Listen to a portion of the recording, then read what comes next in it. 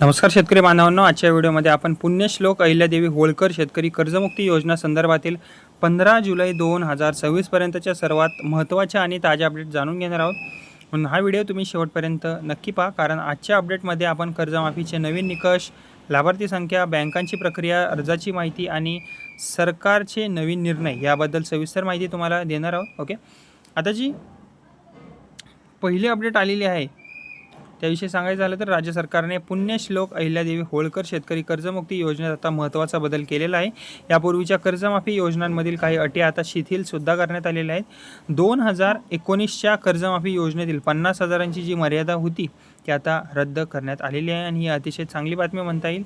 त्यामुळे आता पात्र शेतकऱ्यांना 2 लाखांपर्यंतच्या पीक कर्जमाफीचा लाभ मिळण्याचा मार्ग मोकळा झाला आहे. यामुळे राज्यातील मोठ्या संख्येने शेतकऱ्यांना दिलासा मिळण्याची सुद्धा शक्यता व्यक्त केली जात आहे. ओके, आता जी नंतरची अपडेट आहे दुसरी, त्याबद्दल सांगायचं झालं तर सरकारच्या सध्या माहितीनुसार, अपडेटनुसार या योजनेचा लाभ जो आहे तो सुमारे 56 लाख शेतकऱ्यांना मिळणार आहे. या योजनेसाठी शासनाने 36,585 कोटींची मोठी आर्थिक तरतूद केलेली आहे आणि या निधीतून पात्र शेतकऱ्यांची थकीत अल्पमुदतीची पीक कर्जे माफसुद्धा केली जाणार आहेत. ओके, आता जी नंतरची अपडेट आहे ती म्हणजेच की कर्जमाफीची आता जी अंमलबजावणी आहे ती वेगाने सध्या सुरू आहे, कारण की राज्यातील राष्ट्रीयकृत बँका, जिल्हा मध्यवर्ती सहकारी बँका, खाजगी बँका तसेच प्राथमिक कृषी पतसंस्था यांनी पात्र शेतकऱ्यांच्या याद्या ज्या आहेत त्या शासनाच्या पोर्टलवर अपलोड करण्यास सुरुवात केलेली आहे.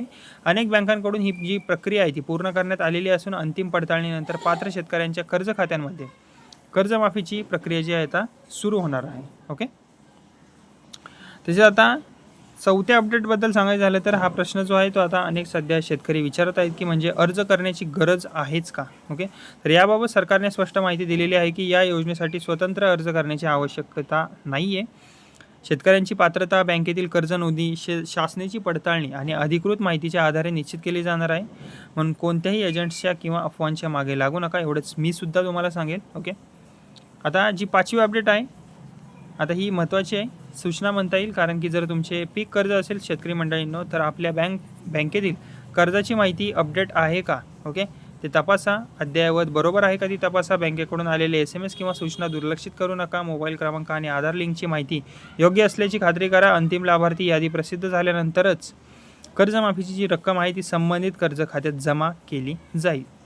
ओके, आणि तसेच 15 जुलै 2026 रोजी ही कर्जमुक्ती योजना लागू केल्याबद्दल मुख्यमंत्री देवेंद्र फडणवीस यांचा मुंबई येथील यशवंतराव चव्हाण सेंटरमध्ये शेतकरी प्रतिनिधींकडून जाहीर सत्कार आयोजित करण्यात आला आहे. ओके, काही शेतकरी संघटनांनी या योजनेचे स्वागत करत हा कार्यक्रम आयोजित सुद्धा केलेला आहे आणि चांगली बातमी म्हणता येईल. ओके, तसेच आता ही 6वी एक अपडेट आहे जी की मी तुम्हाला आत्ताच सांगितली आहे. आपल्या बँक खात्याची आणि कर्ज खात्याची माहिती तुम्ही अपडेट करून ठेवा, बरोबर ठेवा.